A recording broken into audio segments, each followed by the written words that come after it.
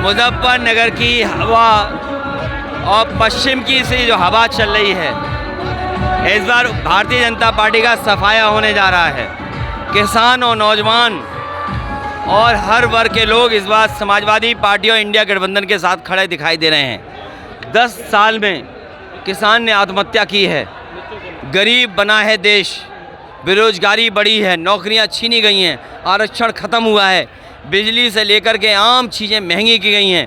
और ये महंगाई किसी कारण नहीं है, बल्कि भारतीय जनता पार्टी के भ्रष्टाचार के कारण है। भारतीय जनता पार्टी की केवल इनकी सरकार की पहचान है लूट और झूठ, इसके अलावा इनकी कोई दूसरी पहचान नहीं है। भारतीय जनता पार्टी ने अपना मैनिफेस्टो रिलीज किया है, गरीब कल्याण की बात की गई है, मोदी के गारंटी की बात को दोहराया गया है। तो 10 साल में किसान ने 1 लाख किसान ने क्यों आत्महत्या की है? 10 साल में सरकार MSP क्यों नहीं दे पाई? 10 साल में नौजवान इतने बड़े पैमाने पर बेरोजगार क्यों हो गया? 10 साल में भारत पे सबसे ज़्यादा कर्जा क्यों हो गया? 10 साल में आपने उद्योगपतियों का 15 लाख करोड़ माफ़ किया, लेकिन किसानों का कर्ज माफ़ नहीं किया। 10 साल में आपने आरक्षण ख़त्म कर दिया।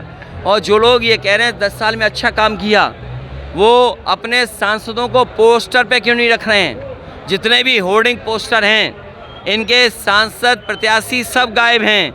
जनता ने मन बना लिया है, जो दिखाई दे रहे हैं वो भी गायब होंगे।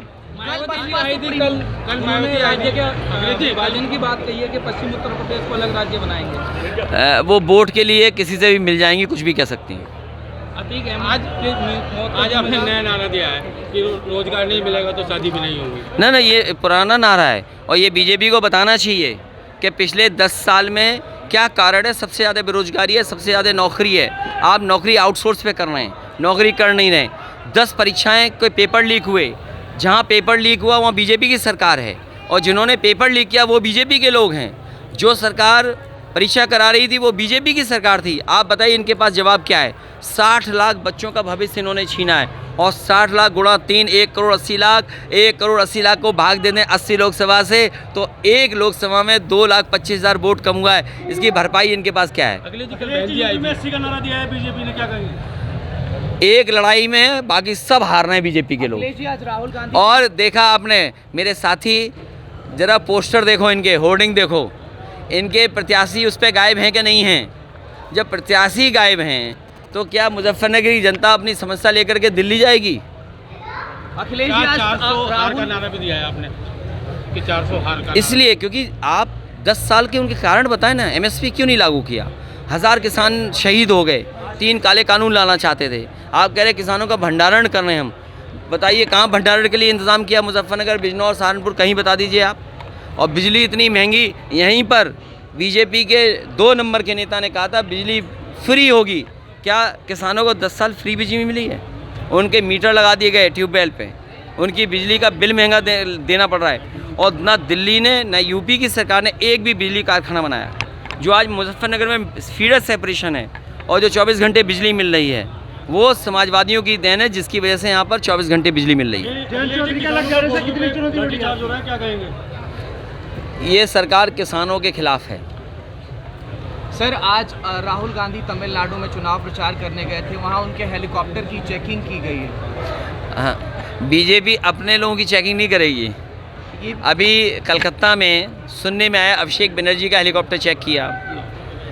अभी कांग्रेस के नेता और इंडिया गठबंधन के सहयोगी दल के नेता का आपने चेक किया। ठीक है, कोई बात नहीं है, चेक करना ज़रूरी है, लेकिन चेक की मंशा ये नहीं होनी चाहिए, नियत ये नहीं होनी चाहिए किसी को बदनाम करना है। आपने चंदा लिया, आपने वसूली की, एक ही व्यक्ति ने 2 लोगों को पैसा दिया। आज जो महंगाई और भ्रष्टाचार दिख रहा है, ये वसूली के कारण है। जिन कंपनियों से इन्होंने चंदा वसूला है, उन कंपनियों की चीज़ें चंदे से पहले कितनी सस्ती थीं और चंदे के बाद कितनी महंगी, आप उसी से अंदाज़ा लगा सकते हैं। ऐसी भी खबर निकल करके सामने आ रही है कि आप और राहुल गांधी एक साझा प्रेस कॉन्फ्रेंस कर सकते हैं। हम लोग लोगों को बढ़ाते हैं, लोगों को साथ लेके सम्मान देते हैं। ये किसी को भूलना नहीं चाहिए कि समाजवादी पार्टी हमेशा साथ लेती है, सम्मान देती है और बढ़ाने का काम करती है। अगर किसी ने चौधरी चरण सिंह जी की विरासत को आगे बढ़ाने का काम किया हो, चाहे राज्यसभा में, चाहे सीटें दे करके और अपने प्रत्याशी दे करके, तो समाजवादियों ने वो काम करके दिखाया है जिससे उनकी विरासत, उनका नाम आगे बढ़ सके। याकूब कुरैशी है बसपा नेता, उन्होंने हैं? याकूब कुरैशी हैं बसपा नेता, उन्होंने अतीक अहमद की मौत का जिम्मेदार आपको बताया। देखिए, ये बीजेपी बुलवा रही है उनसे, ये बीजेपी बुलवा रही है। बीजेपी सब कुछ बुलवाएगी और बीजेपी से कौन मिला हुआ है ये नहीं पता लगता कई बार तो। ठीक है।